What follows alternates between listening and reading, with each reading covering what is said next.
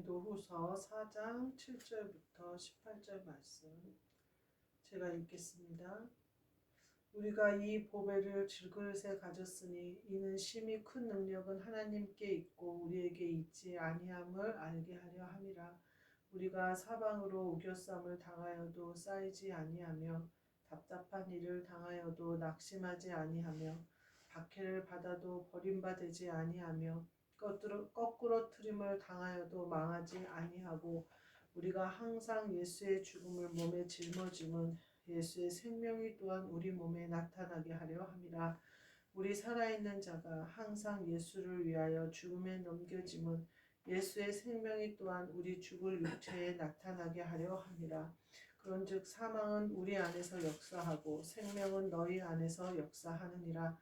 기록된 바 내가 믿었으므로 말하였다 한 것 같이 우리가 같은 믿음의 마음을 가졌으니 우리도 믿었으므로 또한 말하노라.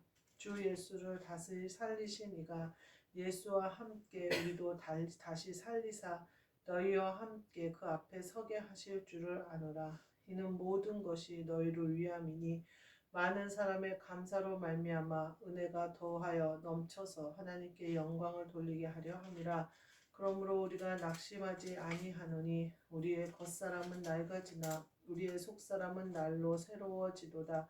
우리가 잠시 받는 환난에 경한 것이 지극히 크고 영원한 영광에 중한 것을 우리에게 이루게 함이니 우리가 주목하는 것은 보이는 것이 아니요 보이지 않는 것이니 보이는 것은 잠깐이요 보이지 않는 것은 영원함이라. 아멘. 오늘 말씀은 보배를 질그릇에 가졌으니 라는 말씀으로 함께 은혜를 나누고자 합니다. 보배를 질그릇에 가졌다. 그리스도를 우리의 심령 가운데 가졌다. 그리스도를 통하여 하나님을 우리가 안에 모셨다. 이런 말씀을 하는데요. 그래서 우리가 받는 복이 뭐냐? 사방으로 우겨쌈을 당하여도 쌓이지 아니하고 답답한 일을 당하여도 낙심하지 아니하며 박해를 받아도 버림받지 아니하며 거꾸리짐을 당하여도 망하지 아니하고 이런 표현을 쓰고 계셔요. 그러니까 우겨쌈을 당하지 않는 것이 아니라 우겨쌈을 당하지만 쌓이지 않는다는 거예요. 제가 가끔 꿈을 꾸면요, 어디 답답한 데 이렇게 가거나 시골길을 막 더러운 길을 걸어가고 있을 때 갑자기 제가 무슨 생각이 드냐면 나는 날 수 있지 이 생각이 들어요. 그러면서 이렇게 툭 날아오르면 날아올라져요. 그래서 그 길을 벗어나고 그 길이 어떻게 된 길인지 어떻게 벗어날 수 있는 길인지 한눈에 보게 돼요. 또 어떤 답답한 곳에 갇혀 있다가도 툭 날아올라서 거기를 벗어나는 경우가 많아요. 우리가 우리 안에 그리스도가 계시면요 우겨쌈을 당하는 것이 우리에게 끝이 아니라는 거예요.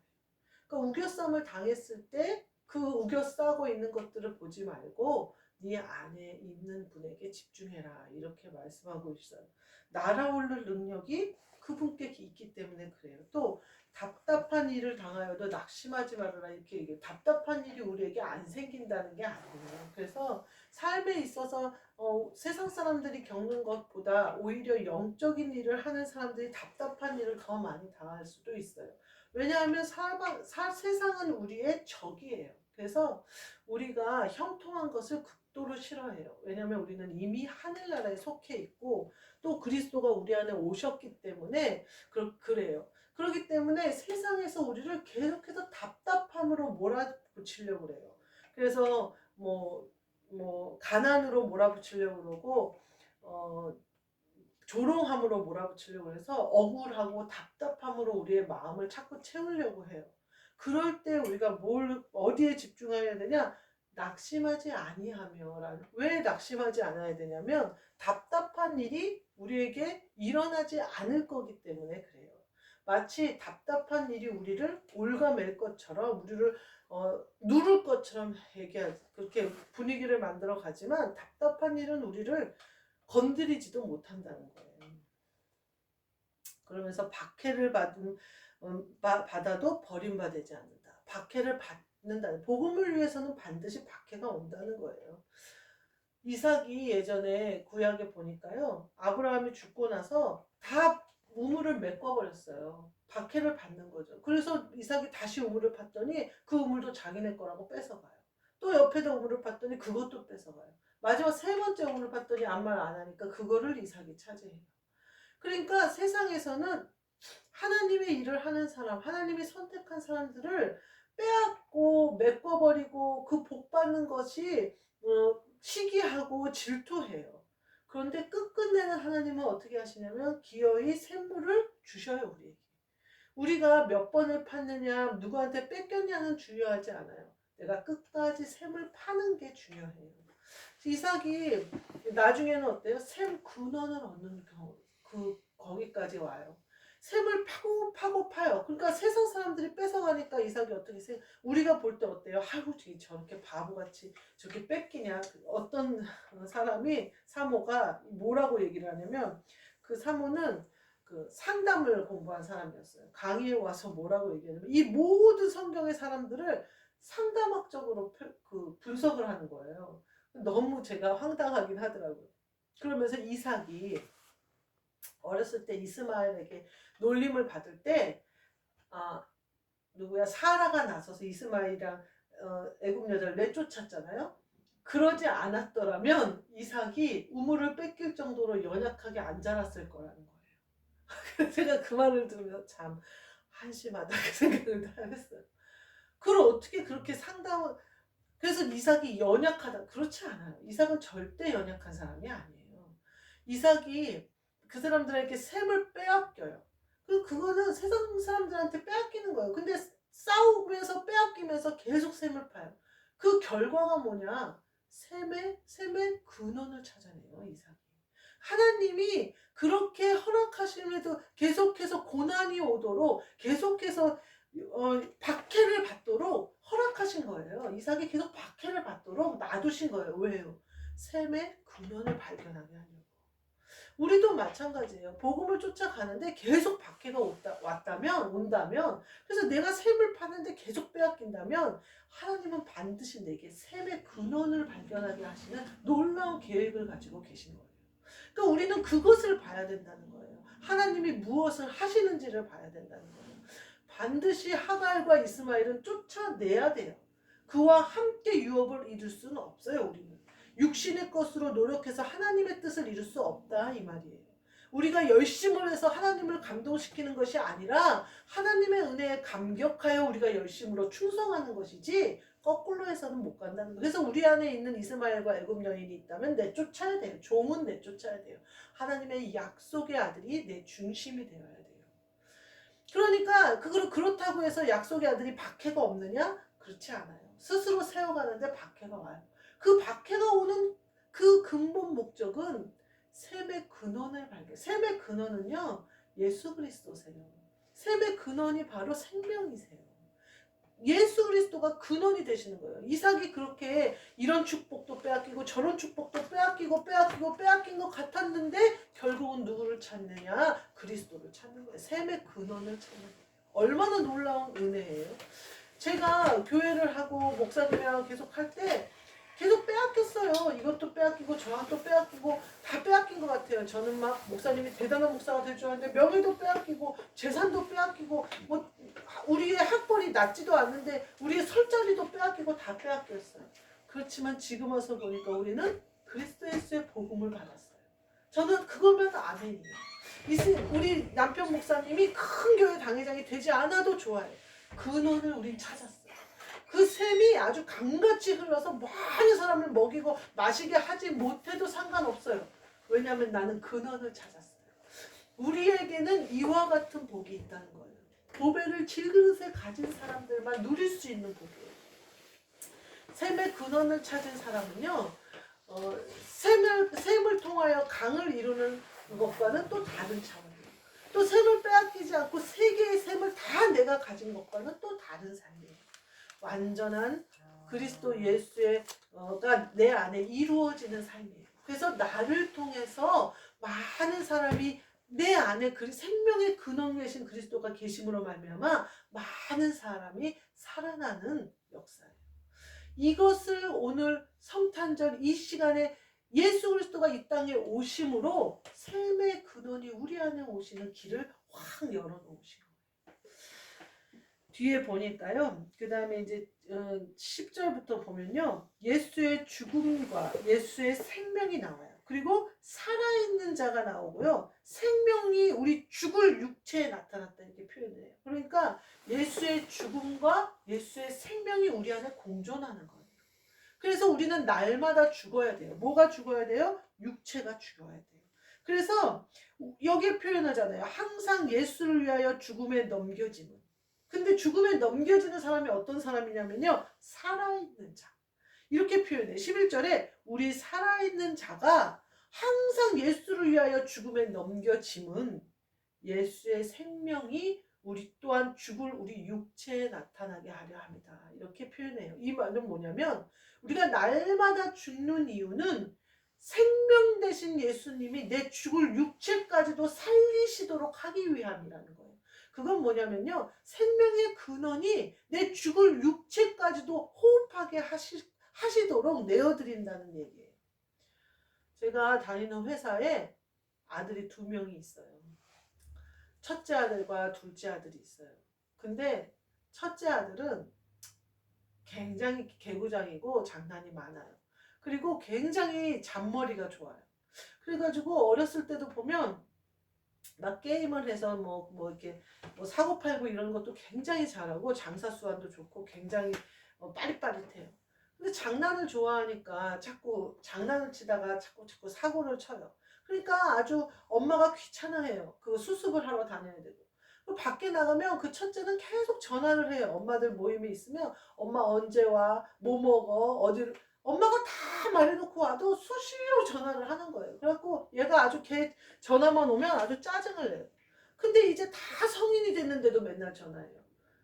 그러면서 뭐가 없는데 어떻게 해야 돼? 어디로 밥 먹으러 가야 돼? 뭐 지금도 똑같이 그렇게 전화를 하더라고요. 그런 큰아들이 있고 둘째 아들이 있어요. 이 둘째 아들은 형이 괴롭혀서 울지 않는 이상 귀찮게 하는 일이 없어요. 항상 조용해요. 있는 듯 없는 듯 해요. 근데 자기 할 일을 잘해요. 그리고 내성적이어서 집에 잘 있어요. 그리고 또 친구들이 오히려 더 좋아해요, 걔를. 그래서 걔 옆에 친구들이 모여들어요. 그러면서 걔는 축구도 잘하고 뭐 다 잘해요. 그리고 뭐 하라고 시키면 거기서 그걸 끝까지 해요, 둘째는. 그래가지고 이제 그 첫째와 둘째가 있는데 일을 이제 회사 일을 자꾸 맡기기 시작하는 거예요. 근데요, 첫째는 일을 맡기면 지 엄마가 가서 청소를 해줘야 돼요. 설거지를 해줘야 돼요. 뒷정리를 해줘야 돼요. 근데 둘째한테 일을 맡기면요, 완벽히 해내요. 청소까지. 그래가지고 첫째가 일할 때 둘째가 가서 같이 일한 거예요. 그러니까 둘째가 뒷처리를 깔끔하게 하니까 일이 팍팍팍 돌아갔어요. 그래가지고 막 그 공장이 잘 돌아가면서 막 오다 받은 거를 척척척 해내고 막 그랬어요. 그러다 이제 둘째가 유학을 간다고 이제 나갔어요. 그러니까 이제 첫째가 완전히 코가 빠진 거예요. 그런 상황이 됐는데 대표가 누구를 자꾸 밀어줄까요? 둘째를 자꾸 밀어주는 거예요. 그러니까 둘째는 이미 대학을 졸업하고 왔어요, 외국에서. 근데 걔한테만 계속 걔한테 막 그런 우리 푸드 쪽 일을 하는데 푸드 쪽 자격증을 받을 만한데 계속 가서 걔한테 배우라는 거예요. 그래가지고 요번에도 유학 간 게 디저트를 배우러 간 거예요. 프랑스에 굉장히 유명한 학교에. 그러니까 이 첫째는 새로 오픈한 햄 공장에서 굉장히 고생을 하면서 자기가 일을 하는데 그냥 대리예요, 박대리. 근데 이 둘째는 일을 아빠가 신임하고 맡기는 거예요. 그러니까 걔한테는 지금 막 배우라는 거예요. 뭐든지. 그러니까 지금 와서 보니까 어때요?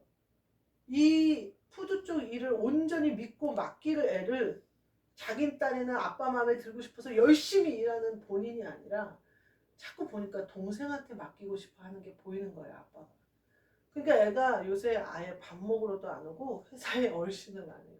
그러니까 어제 본부장이 얘가 왜 이러지? 막 그런 얘기를 하더라고요. 근데 저는 그게 느껴지더라고요.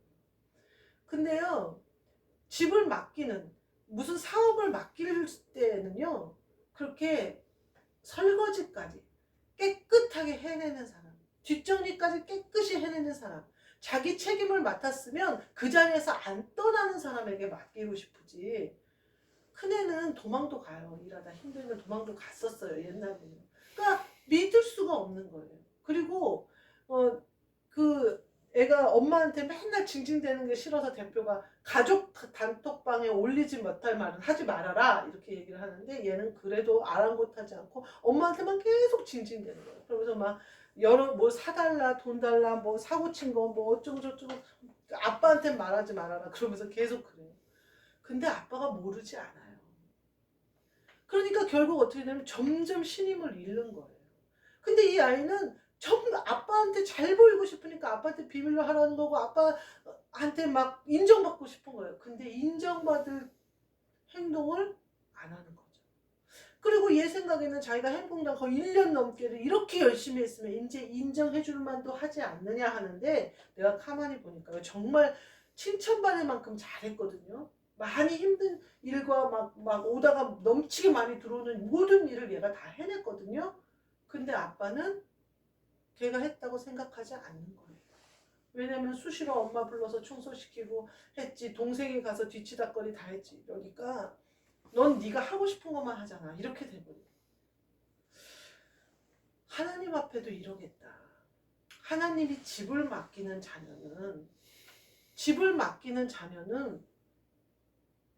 예수의 생명이 내 죽을 육체까지도 오실 수 있도록 마지막까지 내 육체를 깨끗이 죽음에 넘겨줄 수 있는 사람에게 집을 맡기지 말로는 다 넘겨줄 것 같고 말로는 충성을 다할 것 같은데 뒤로 보면 꼭 걔한테 맡긴 일은 꼭 뒤에 가서 확인을 해야 되는 사람한테 무슨 일을 맡기겠어요. 그 사람한테 일 맡기면 내가 가서 다시 확인을 해야 돼요. 그러면 그 사람에게 일을 맡기기가 싫죠. 내가 일을 다 하는 느낌이 들어요. 하나님도 믿고 맡기실 수가 없어요. 그 사람에게 다시 확인해야 된다고요.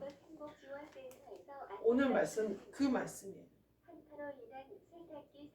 예수의 생명이 예수의 죽을 몸에도 나타나야 된다는 거예요. 우리가 거꾸로가 되면 안 돼요. 우리의 몸으로 충성을 해서 예수의 생명이 빛이 나는 게 아니라 예수의 생명이 내게 먼저 와서 내 죽을 몸도 육체도 주님께 내놓을 수가 있어요.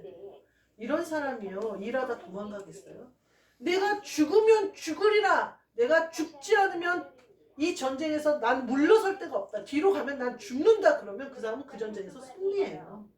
나 한자라도 그 구약에 보니까 다윗 때 한 장군이 보리밭을 지키기 위해서 중앙에 서서 블레셋 사람들을 물리친 장면이 나와요. 그 보리밭을 지키겠다는 충성심이 거기서 난 죽어도 좋다는 거잖아요. 이 보리밭을 절대 넘어오지 못하게 하겠다는 충성심으로 거기서 다 쓸어버리면서 장군이 되잖아요. 그 사람이 칭찬받는 성경에 이름이 실리는 장군이 되잖아요. 우리도 마찬가지예요. 뒤로 물러서는 자는 예수님이 내게 합당치 않다고 그랬어요. 그러니까 그 말이 무슨 말이냐면요. 뒤로 물러서는 사람은 예수의 생명이 우리 죽을 몸 날마다 죽음에 우리를 넘겨주는 사람에게 나타나는 것이지 나는 살아있으면서 순종하는 척하는 사람에게는 안 나타난다는 거예요. 일을 막 제대로 하는 것 같으면 뒤로 다른 사람들이 다 뒤치다거리 해야 되는 사람에게는 안 맡기겠다는 거예요. 앞도 뒤도 깨끗하게 마무리하는 사람에게 맡기겠다는 거예요. 그 얘기는요. 진짜 죽음에 넘겨지는 사람이 생명 가운데 살 수 있다는 얘기예요. 제가 보면서 참 한눈에 보이는 거예요. 남의 가정이니까. 내 가정은 안 보일지 모르지만 남의 가정이니까 한눈에 보이더라고요. 참 안타깝더라고요. 우리가 예수의 생명이 내 안에 있다는 것을 믿는다면 뒤로 물러서지 말아야 되거든요. 저는 그 예전에 뭐 이순신 장군에 대한 영화나 이게 전쟁 영화를 보면요. 너무 한심한 게 나라가 없어지기 일보 직전인데 정치 싸움을 해요. 내 자리가 없을까봐 원균인가 그런 장군들은요. 전쟁 이후에 자기 자리를 자꾸 생각하는 거예요.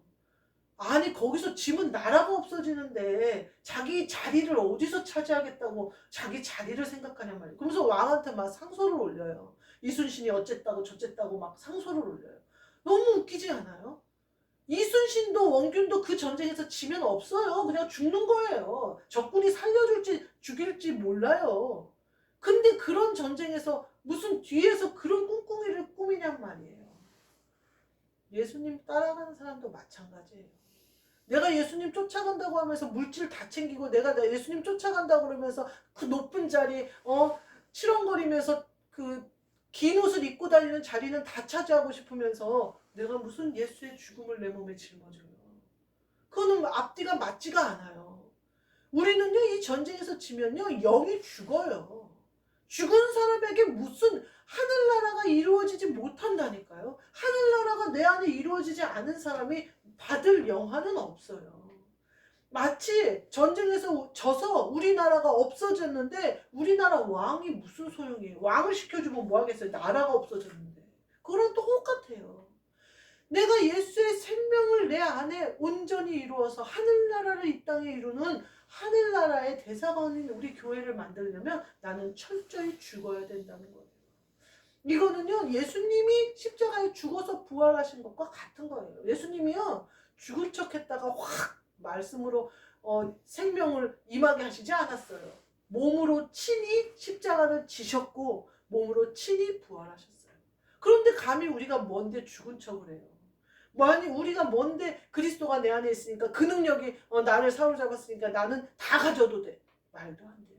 오늘 뭐라 그래요? 박해를 받아도 우겨쌈을 당해도 환난을 당해도 하나님의 방법은 여기에 있어요. 예수의 생명이 죽을 우리의 몸도 지배하시는 거예요. 뒤에 보니까요. 13절 말씀부터 보면요. 13절부터 15절까지 뭐라고 나오냐면요. 믿음의 마음을 가졌으니 이렇게 말해요. 믿음의 마음. 우리에게 중요한 게 이 믿음의 마음이에요. 우리가 주님이 어떤 분인지를 믿는다면 예수를 다시 살리신 이가 예수와 함께 우리도 다시 살리사 그 앞에 서게 하실 줄을 믿는 거예요. 그러니까 우리가 이렇게 믿으면 죽는 거예요. 죽을 수 있어요. 왜냐하면 주님이 나를 다시 살릴 거니까. 왜 못 죽냐? 믿지 않기 때문에 못 죽는 거예요.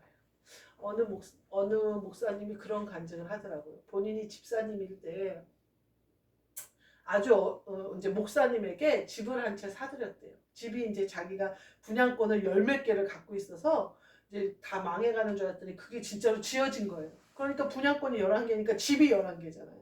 그러니까 이제 목사님도 하나 드리고 이제 다 자기 명의로 할 수 없었겠죠. 그러니까 이제 목사님도 하나 드리고 목사님 아들도 하나 드리고 이제 막 그렇게 했대요. 그런데 이제 그 사업이 어려워지면서 이 목사님이 그러니까 그 집사 때 사업이 굉장히 어려워지면서 그 집들을 다 내놓아야 되는 상황이 된 거예요. 본인이 그 감옥에 안 가려면. 거기 이제 뭐 어떤 일이 어떻게 벌어졌는지는 모르겠는데 그런 거예요. 그러니까 이제 각자 집을 받았던 사람들이 그 집을 다시 내놔야 이제 구속이 안 되는 상황이었나 봐요. 근데 아무도 안 내놓은 거예요. 그 담임 목사가 집을 누가 줘서 하나 받은 거예요. 그래서 사택이 생겼어요.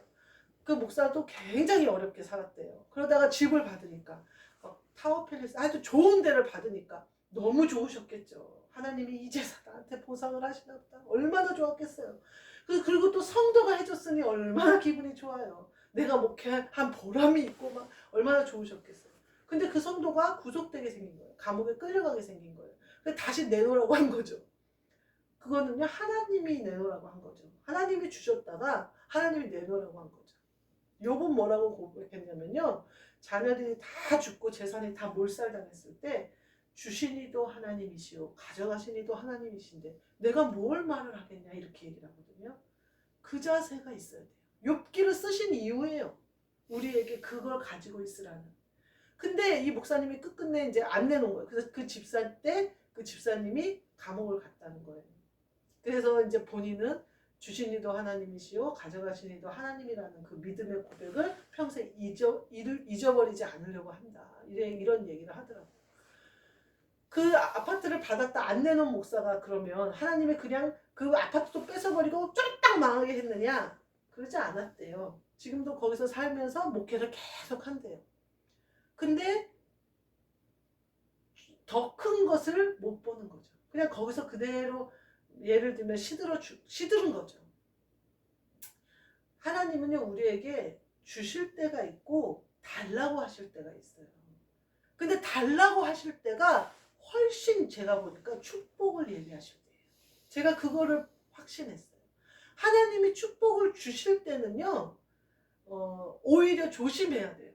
내가 시험에 들거나 내가 넘어지지 않을까라고 굉장히 조심해야 돼요. 근데 주님이 달라고 하셨을 때는요, 얼른 드리는 게 좋아요. 더 큰 거 주려고 그러시는 겁니다. 더 큰 거 주려고. 제가 생각하기에 그 목사님이 그때 성도를 위해서 내놔버리더라면 모르겠어요. 육체적으로도 가난해지셨을지 모르지만 샘의 근원을 발견하셨을 거예요. 하나님이 달라고 하실 때는요, 굉장한 축복을 예비해 놓으신 거거든요. 그래서 저는 하나님이 달라고 하실 때 내 거 다 줘서 내가 지금 이 복음을 받았지라는 생각을 들어요. 내가 우리 남편 목사님이 굉장히 높은 자리에 굉장히 큰 교회 당회장으로 갈 줄 알고 막 있었는데 그게 뭐 당연한 코스를 엘리트로 밟았기 때문에 그렇게 갈 줄 알았는데 하나님이 그거 아니라고 내려놓으라고 할 때 내놓기를 참 잘했다. 그랬더니 그리스도 예수의 내가 다 죽었다 이제 끝났다라고 생각했을 때 그리스도 예수의 복음을 만나지 않았나 이 생각이 들어요. 주님이요 내놓으라고 하실 때는요 하늘나라의 뜻이 이루어지는 일이에요. 하나님이 뭔가를 나한테 요구하시잖아요. 그거는 하늘나라의 문이 열리는 일이에요. 하늘나라의 뜻이 이 땅에 이루어지게 하시려고 하나님이 그 보응을 받으시는 거예요. 오늘 믿음의 마음이라는 거예요. 근데요 이 믿음의 마음을 가지지 않는 사람은 절대 못 내놓겠죠. 하나님이 주셨다는 믿음의 마음, 가져가시는 분도 하나님이라는 믿음의 마음, 하나님이 어떻게 하시든지 나는 하나님의 종이라는 하나님의 아들이라는 믿음의 마음, 그 믿음의 마음이 우리가 모든 것을 드릴 수 있게 하는 거예요. 여기 보니까 모든 것이 너희를 위함이니 이렇게 얘기해요. 그러면서 하나님께 은혜가 더하여 넘쳐서 하나님께 영광을 돌리게 하려 합니다. 이렇게 표현을 해요. 그러니까 하나님이 우리에게 뭔가를 요구하신다면 반드시 믿음의 마음을 굳게 잡아야 돼요. 죽지 않는 것 같아요. 죽을 것 같은데 안 죽어요. 하나님이 나에게 요구하셨을 때. 물론 그 시간이라는 게 필요해요. 육체를 입고 있기 때문에 그걸 회복시키시고 나에게 주시고. 야곱이요. 저는 그 이삭의 리브가와 이삭의 그 부부 사이를 보면 굉장히 재밌어요. 이삭은 에서를 좋아하고 리브가는 야곱을 좋아했대잖아요. 근데 하나님은 야곱을 좋아했잖아요. 그러면 당연히 이삭도 야곱을 좋아해야 되는데 이삭은 에서를 좋아했어요. 근데 축복이 에서한테 갈 것 같으니까 리브가가 사기를 치잖아요. 그래서 야곱하고 짜가지고 야곱에게 축복이 오도록 하잖아요. 이삭은 눈이 어두웠어요. 이 일련의 과정을 보면요.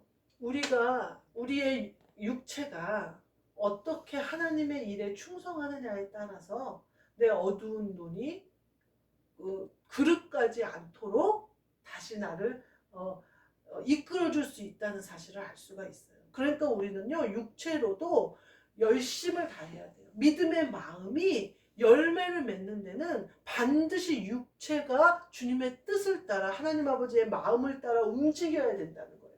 그럼 간혹 내가 영의 눈이 어두워도 바른 길로 갈 수 있게 된다는 거예요. 이게 믿음의 마음을 가진 사람들만 갈 수 있어요. 그렇게 이루어 갈 수가 있어요. 그러면 어떻게 되냐면 우리를 위함이 이래잖아요. 이 모든 것이. 그리고 더하여 넘쳐서 하나님께 영광을 돌리게 하려는 거라는 거예요. 우리가 지금 환난 중에 있나요? 지금 고난 중에 있나요? 지금 역경 중에 있나요? 이것은 반드시 하나님이 하늘나라의 뜻을 이루기 위하심이에요. 어떻게 이루시려고요? 내가 아무것도 없는데 뭘로 이루시려고요?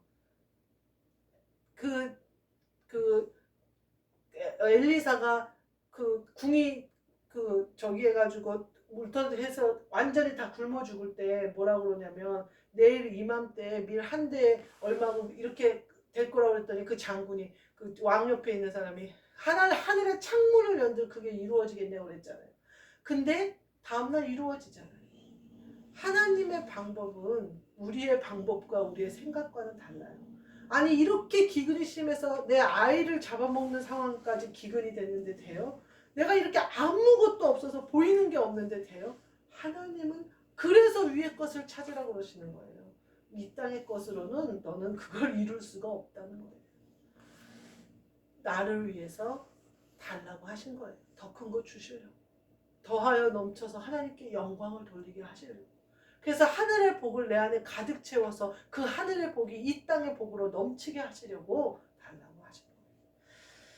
그러면서 뒤에 보니까 16절부터 18절에 보니까 겉사람은 낡아지나 속사람은 낡아지나 이게 복이에요.